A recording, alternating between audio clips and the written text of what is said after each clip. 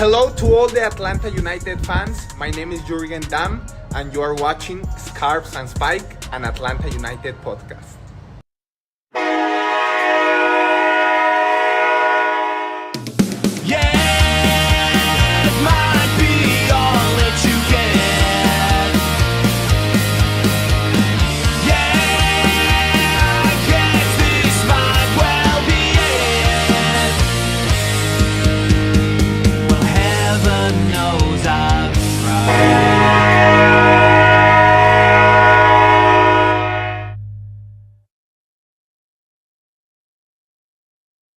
Scarves and Spikes Match Review Podcast as we take a look back at Atlanta United's 1-1 draw against CF Montreal. Sydney and Henry with the Tyler coming in shortly.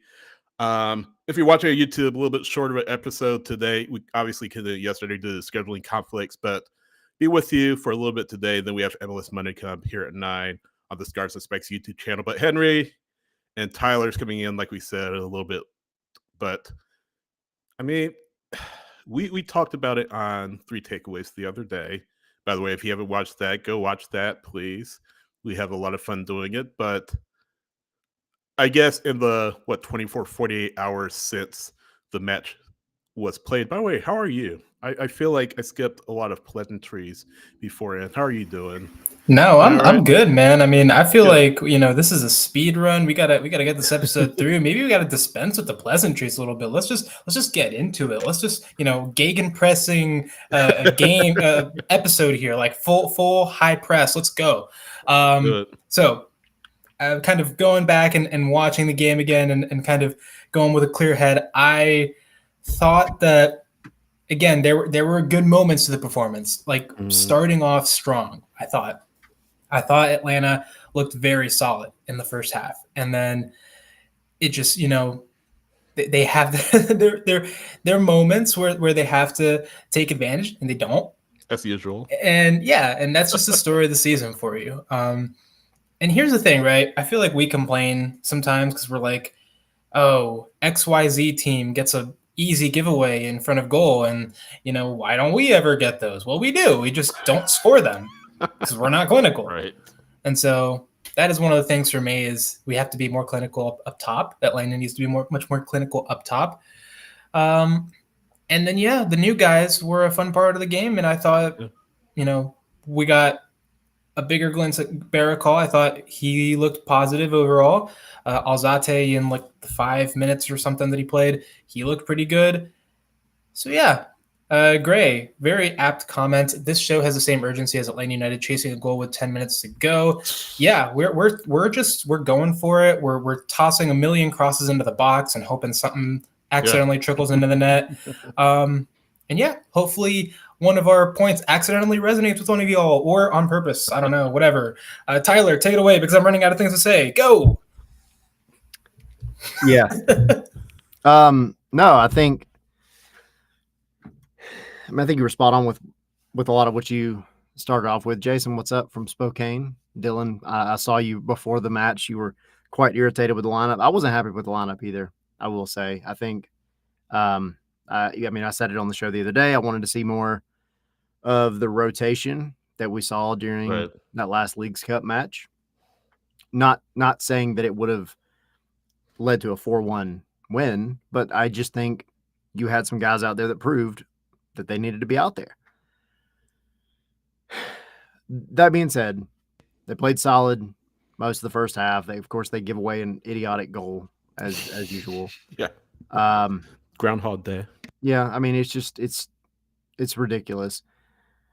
But I do like what I saw out of some of the new guys that came in. I'm glad we finally got to see those moments, even though it was kind of a weird, visa situation because they were in Canada and that definitely plays into them being allowed to play and all. But I mean, it is Groundhog Day because Atlanta was the better team for most of the match. But you come away with a 1-1 draw and you have to scrape that one out of the bottom of the barrel, thanks to the best goal scorer on the team for the past 2 months, which is Alexey Miranchuk. What university? His jersey? I don't know. Do you have his jersey yet, Tyler? No. Before we move on, I don't know if you guys already saw that. I don't know if you guys already saw this, but Tyler, I'll start with you. What do you think the XG was for Atlanta United on Saturday? Take a guess. Take a wild guess what it was. 2.5. XG. Henry, what do you think? What's the XG on Saturday for Atlanta? I'll throw out 2.7. Henry, you're actually close. It was 3.1. Really? Which I can't remember the last time Atlanta United has had an XG that high. I mean, we'll have to go back. I don't have the numbers in front of me, like XG for every single match of the season. But 3.1, Henry, you mentioned Latte Lot sprayed the ball in front of an open goal. I mean, that giveaway, by the way, by one Efrain Morales. Trying to help us out, man. You forgot what he was for. I genuinely wonder what the XG on that giveaway shot was. I can look it up, actually. It had to be high. At least it has to be at least close to 1 if it's not 1. Yeah. Because it was literally, he was right in front of goal. What was it? Yeah, hold on. I'm still I would pulling it imagine up. it'd be probably like a point. 24%. 24% XG. So in the stat, the stat lines, they measure XG percentages. So percentage chance, I'm assuming that it will go into the back of the net. 24% XG percentage wise that he was going to score. He missed it. And I feel like, guys, I know we're got to talk about Miranchuk, who scored again. But, I mean, this is, if you're a striker, and Henry, you and I talked about this the other day, if you're a striker, that's a 10 and 10 chance. 9 out of 10 at worst. But that's just, I don't want to go too hard on him. And we mentioned it again because he's dealing with some personal issues. But you got to hit that. You got to put the ball in the net. He's being judged. I said this at the beginning of the season. He'll be judged by the price tag that he's on. $22 million is a lot of money, guys. If this were Luke Brennan, I mean, we would be having this conversation. I mean, we kind of would be because we're like, my gosh, here we go again. He missed, or a player missed, but not Luke Brennan. Yeah, no, absolutely. But he's judged latte lot by the amount of money Atlanta United paid to get him, and for him to miss a chance like that, for him to miss on several other chances that he's had throughout the season. Henry, you said it. He's now getting service. He's not playing in a vacuum. He's getting service. And now he gets service. He can't still take his chances. Really concerning. I guess, Henry, what to kind of talk about your point that you made the other day about Latte Lot?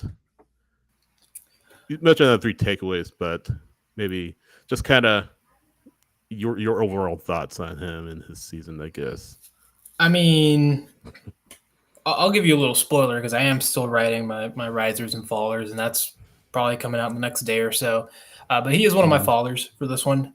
I've already spoiled 2 at this point. So, but one of the reasons for that for me is you, as the franchise striker for this team, and that's what he is. Whether you want to recognize it or not, or whether you think he hasn't really done enough to deserve that or not, he is the franchise striker for this team now. He's the most expensive player, was the most expensive player in MLS history. And he's only getting beat by one of the best players to have graced the Prem in recent years. So for him to get here and to start the way that he did, right? Because he started very, very well. He had 6 goals in, what was it, his first 5-ish games, 6 games. You know, you expected a lot of him. And then he just didn't continue delivering to that level. And you start to see kind of the cracks of what his, I guess, the total package of him is, right? And the finishing just isn't great, right? It's poor for a guy that you paid that much for, and you almost kind of wonder, did the scouts miss something? Did you know, is this, okay, he's really, really fast. Great. If you're fast, go do Olympic sprinting or something.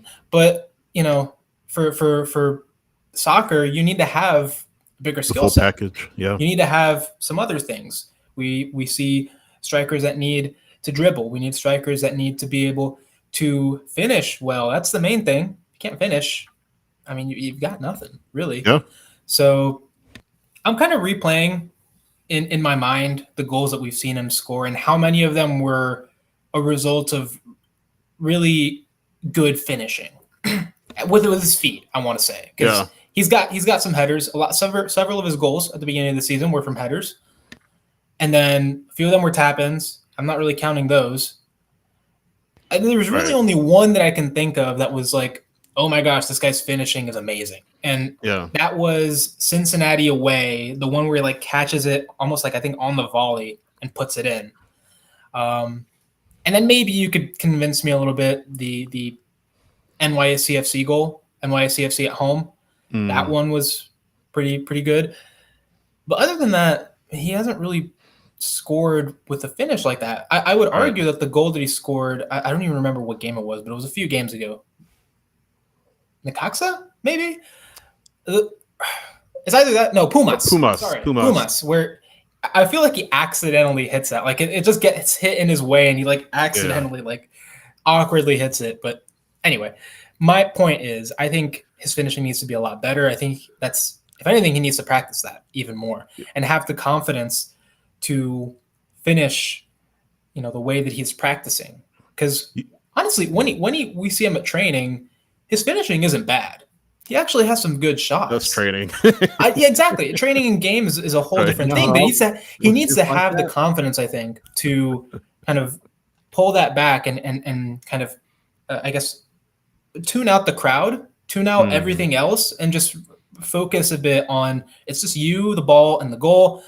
Do what you do every single day, and don't overthink it. Because I think sometimes he gets in his head, especially when you are a striker with that big a price tag, and you're not scoring, and you're like, I gotta score. I think sometimes he gets in his head a little bit too much, and that's where my other point is. I think he could use with some rest, with a nice vacation at the end of the season. The season's probably ending in October. There's probably no playoffs for this team, so you'll have a few months of decent vacation. Come back refreshed, clear the cassette, and then you start your second full season in MLS, and you will, you'll know what to expect in this league. The team will be a little bit better, and maybe you'll have some sort of Goss theorem thing going on there. Like, look at Sam Surridge at Nashville. His first season wasn't great. He's balling out. He's tied for the Golden Boot lead. Look at Luis Muriel. His first season was crap. He is now much better. He's the MLS player of the match day now because he scored a hat trick in Leagues Cup midweek, and then he scored a brace against Miami this weekend. So that's kind of the effect that I think we could see from him. And I genuinely don't think he's a bad player. I just think he's in a really, really bad moment that's compounded by how terrible this season has been.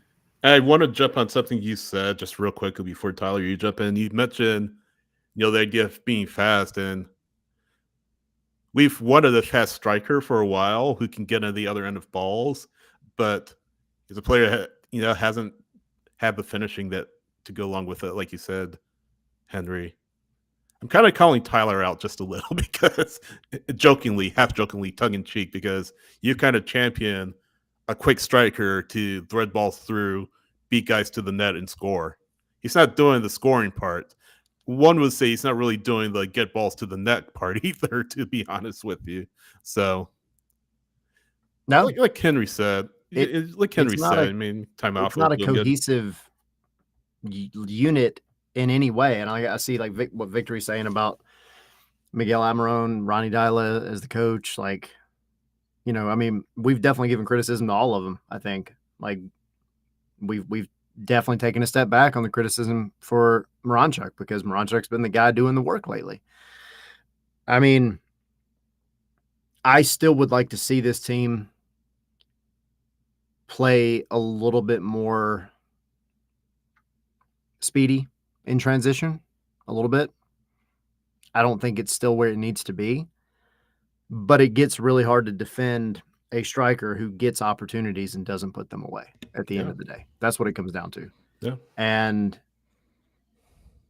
I think I'll go back to what I said. I've been saying this for a couple of weeks now. I do think it's a confidence issue. I think this guy came in ready to rock. I really feel that way. And then this season took a massive dump very quickly. And I think it shot the confidence of a lot of players, some more so than others, some that you probably maybe they can hide a little bit behind the fact that they're not goal scorers and that's not their responsibility. And we see that on the pitch and what we refer to as maybe, a little bit of lackadaisical kind of running around, not really giving that passion for the badge. And then you see these kids that do give the passion for the badge because they want to be out there and they're hungry and they're ready to go. But I think that entire stretch where it's been crap, but where it was really crap, like we're coming off, the very beginning of the season where the expectations were so high, and then all of a sudden you just die. For a striker who during that time is getting no service from the flip-flopping of attacking midfielders, from the rest of the attack that's not feeding him properly, from getting dunked on left and right and just not playing good soccer, I think that shot his confidence. And then here you are maybe getting a little bit of that back, and you're having these moments where you get played in behind, you get the opportunities in front of goal, you get the sitters, and it's just like, what do I do? Still don't go in. God. Yeah. Wait. Holy crap, it's happening. And then it's just like it all happens at once, and it's just, I think it's getting in his head. I was hoping the couple of moments in Leagues Cup would maybe snap him out of that. But exactly, as much as we like to talk about a game giving you confidence, when it's a game that doesn't really matter in the big picture, it's easy to then take a step back and say, well, cool, I did it then, but I need to do it where it really matters. And that can get in your head, man. It can throw your confidence off entirely. And yeah, like the excuse there is going to be, well, good players, they can, be a goldfish, whatever. Yeah, I feel like it's not black and white. No, it's not. And I just think that's what you're saying. Yeah. I think it's going to take some rest, and I do think it's going to take just completely clearing the slate for him to come back. And yes, Sam Surge is a great example. If he can come back and do anything like what Sam Surge has done compared to what he did last year, then cool. Like, it'll all be good. This season is more or less shot anyway. Just go get mentally right, get yourself right, go be with your family, and come back out and be the guy that everybody thought you were going to be. Alexey Miranchuk has really come good, hasn't he? Kind of switching gears. He's got the clutch gene. He does. You said the other day, it's not winning matches, which is the drawback. But, you talk about, Tyler, you're just talking about a player who needed to play with more confidence. Miranchuk's confidence definitely shot, for the very reasons that you just mentioned, right? With Latte Lot. To that point, though, the body of work that Miranchuk has demonstrated hasn't been good in the first place, but he's sort of hit a stretch where, he's got he's in a spot where, he's contributing. And yes, the league and the season is pretty much gone at this point. Well, it is gone, but at least, he's finishing on a high note. At least he hasn't mailed it in. So, you know what? The season's over. I'm just going to pack it in and go home mentally, metaphorically, and not really do anything, just kind of sleepwalk. He hasn't done that. He's done his part in helping this team. To your point, though, Henry, that you brought up the other day, he's kind of sleptwalked a little bit, especially against Montreal. But that moment of, I don't want to say moment of brilliance because it was just right place, right time more than anything. But that one moment that he's been able to capture time and time again over these past few matches has been good. And yeah, 2026, hopefully he comes out. Hopefully, we need to see that start to finish with Alexey, not just for a few matches here and there. And that's been the problem with him. We see good things from him in a couple of matches, then he goes back to his old self. This is not just a couple of matches now. This is a string of matches that he has been good. 5 goals and 7 matches across all competitions. We've wanted to see this from Alexey, not just goal scoring, but movement, creation, just over ability. Now we're seeing it. And to me, that bodes well for 2026. When you have a clean slate and hopefully you have a new roster pretty much to hopefully get yourself back to the playoffs, right? Yeah. Everybody here knows that I've been Alexey Miranchuk's #1 fan since he signed for the club.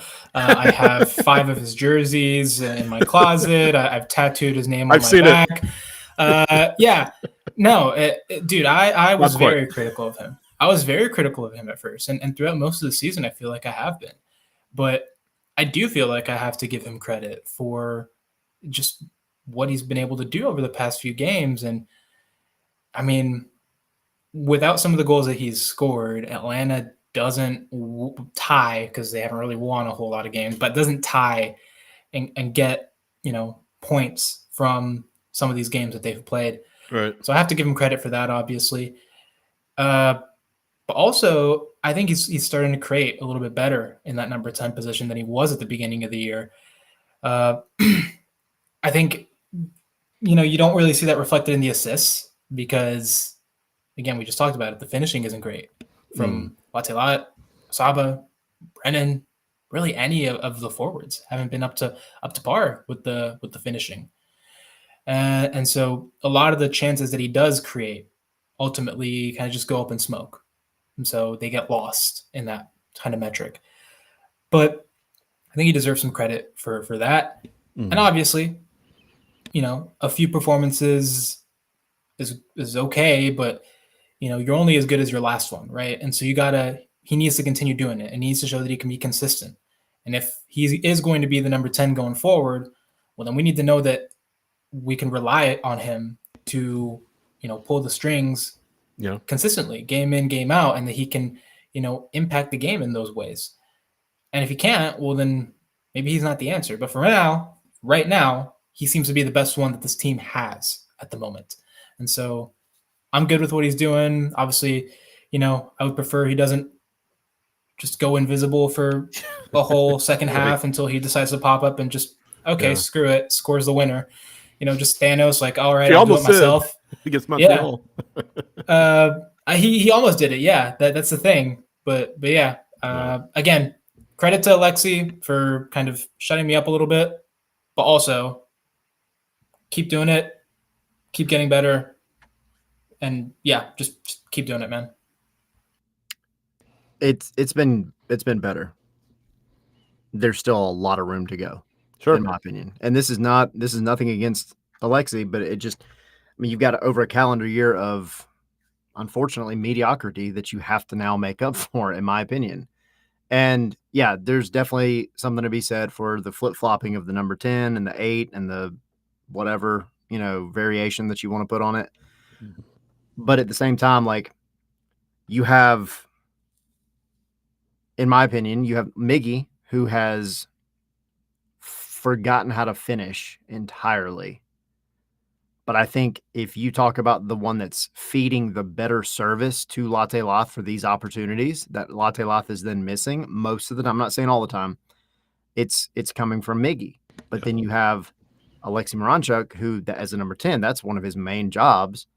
And that's not happening on the consistent basis that you want it to happen. But then he'll come up out of nowhere and either hit a banger or some weird, goofy freaking thing right in front of goal and get something out of it. And I'll take anything as long as it hits the back of the net. Sure. But like, that's what you have. You have so much inconsistency with your 3 DPs that, like, it's just not a cohesive unit, and it's on all 3 of them. It really is. Like, yes, Alexey Miranchuk right now, give him praise for sure because he deserves it. He's been scoring.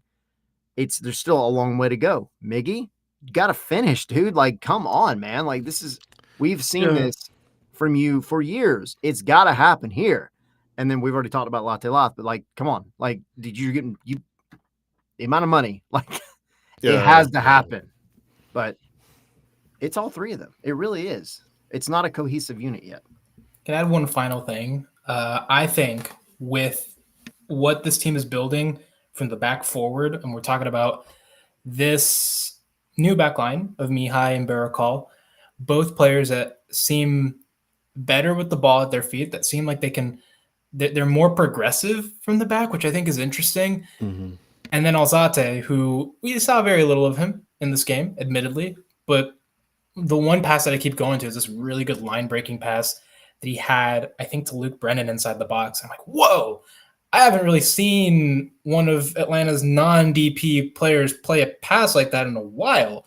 Right. So, no, that I think it's great that we're getting those types of players. And I think ultimately analyzing some of Diallo's tactics at previous teams, and again, I don't know if this is how he's going to play it here in a perfect world, because obviously it hasn't really gone to plan this season, but in a perfect world, he tries to kind of draw in the opposing press. And we've seen some of that this season. Draw in the press, bring everyone into your own half, and then once you see the space open up in the back, hit hard and go forward.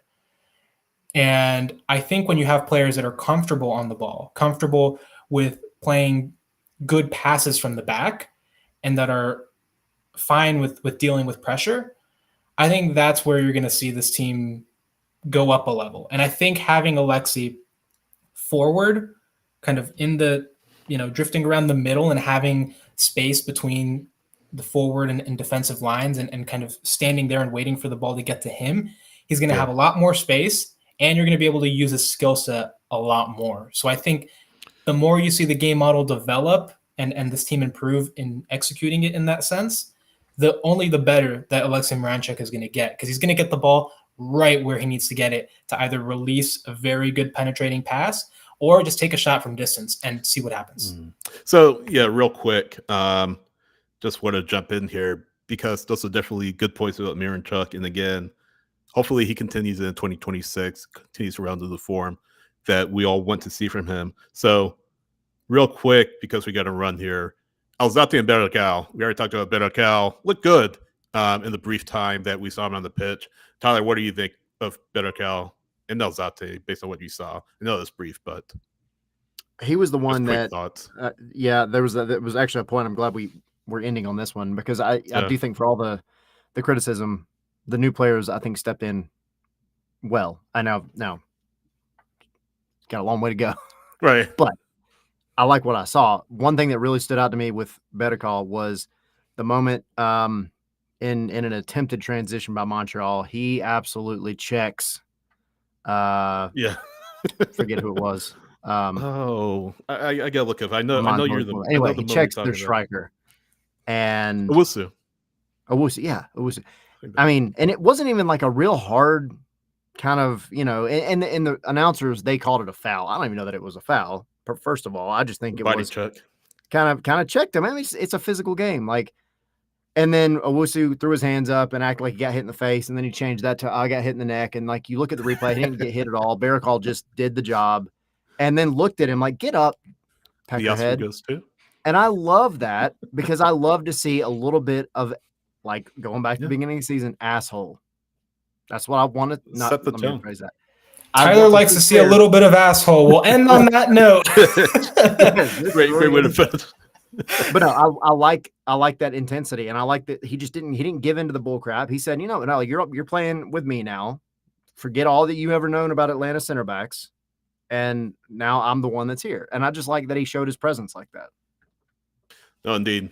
Hopefully more to come. And just real quick, just to kind of recap what Dyla said about him on Saturday, him and Alzate, they have their visa appointments, I believe, on Tuesday in Toronto. They're working with fitness coaches while they're in Canada, getting that sorted out. And they should be available, not to start, but to make an appearance against the Colorado Rapids on Saturday. So when we know more, you will know more as well.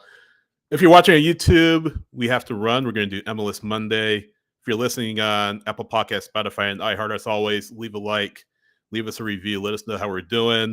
If you're watching on YouTube, like, subscribe, share our content, helps us out a lot. You know where to find us on social, Scarves and Spikes on X, scarvesandspikes.com on Blue Sky, Scarves and Spikes, Instagram and Threads. And we'll see you next time. Scarvesandspikes.com, patreon.com/scarvesandspikes as well. Go there. See ya. See y'all in moments.